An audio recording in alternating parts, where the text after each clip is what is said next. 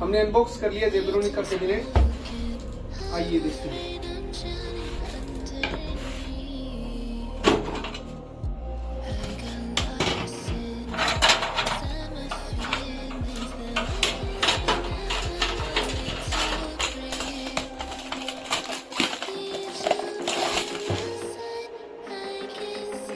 ये SMPS है जो लगाएंगे 450 वोल्ट का है। ये जेब्रोनिक कंपनी का कैबिनेट को लगाने के लिए, SMPS को लगाने के लिए इस तरीके से मिलाएंगे और इसमें स्क्रू ड्राइवर के थ्रू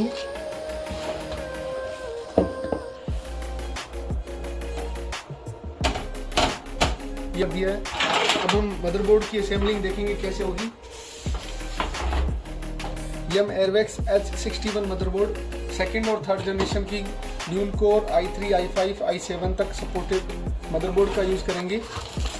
ये मदरबोर्ड में केस आता है जो पीछे की साइड में लगेगा। ये SATA केबल आती है बोर्ड के अंदर। ये हमारे सामने मदरबोर्ड अनबॉक्स हो चुका है। इसमें यहाँ प्रोसेसर लगाएंगे।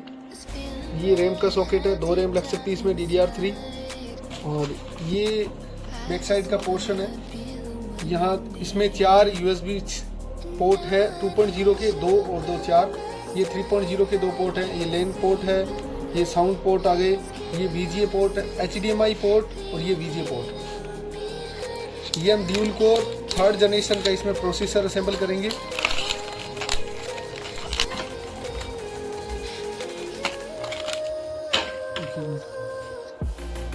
देखिए प्रोसेसर को असेंबल करने का सबसे आसान तरीका है। ये हमने लॉक आता है इसमें, इस लॉक को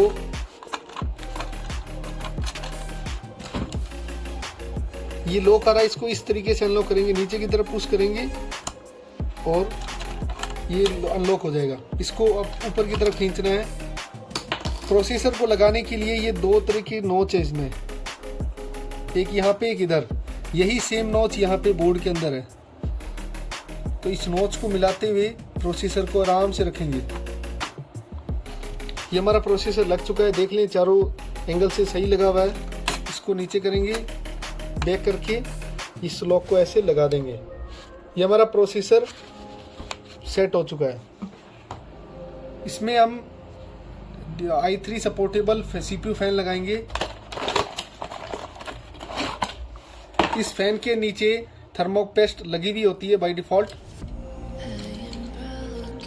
जिससे ये कूल रहता है प्रोसेसर। फैन को लगाने का सबसे आसान तरीका है, इसमें जो लॉक है, लॉक सिस्टम, ये लॉक, चारों लॉक ये अंदर की तरफ आ जाए। ये मुड़े ना केबल, और ऊपर से पुश करेंगे, ऐसा एक साउंड आएगा। ये फैन की केबल है, इसको इस तरीके से यहाँ पे लगा देंगे। फैन की केबल लगाने के लिए बोर्ड के अंदर एक और सॉकेट होता है, ये रहा, एक ये यहाँ पे आता है। आरवेक्स की DDR3 4GB रैम इंस्टॉल करेंगे।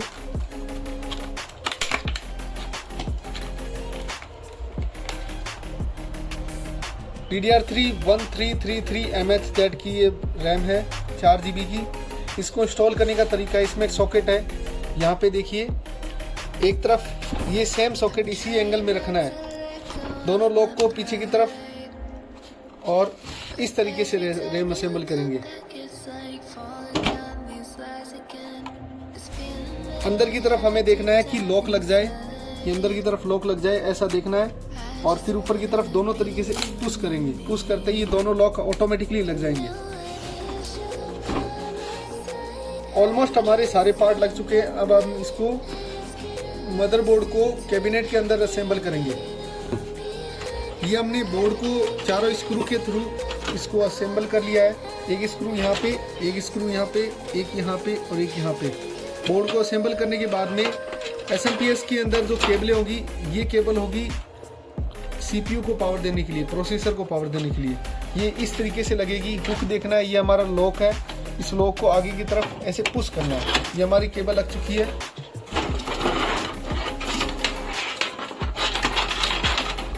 ये हमारी मदरबोर्ड के अंदर पावर देने के लिए पावर केबल है। इसका लॉक देखना है, इधर की तरफ बोर्ड के अंदर लॉक लगा हुआ होता है। तो इन दोनों को एक ही डायरेक्शन में रख के यहाँ से पुश करेंगे।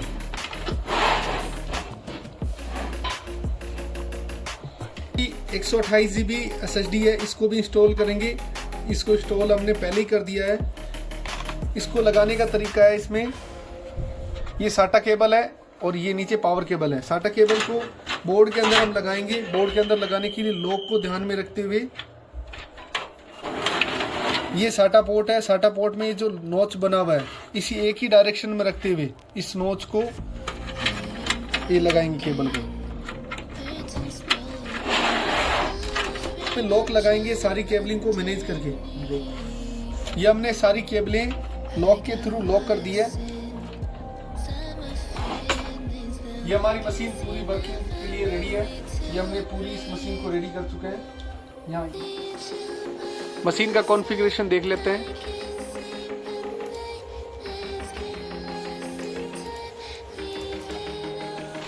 ये देखिए, इसमें ड्यूल कोर 3rd जनरेशन का प्रोसेसर लगा हुआ है। 4 GB रैम है, 64 बिट विंडोज 7 लगी हुई है और इसमें 128 GB SSD लगी हुई है। ये हमने SSD को जो पार्टीशन है उसको फॉर्मेट करने की कोशिश कर रहे हैं।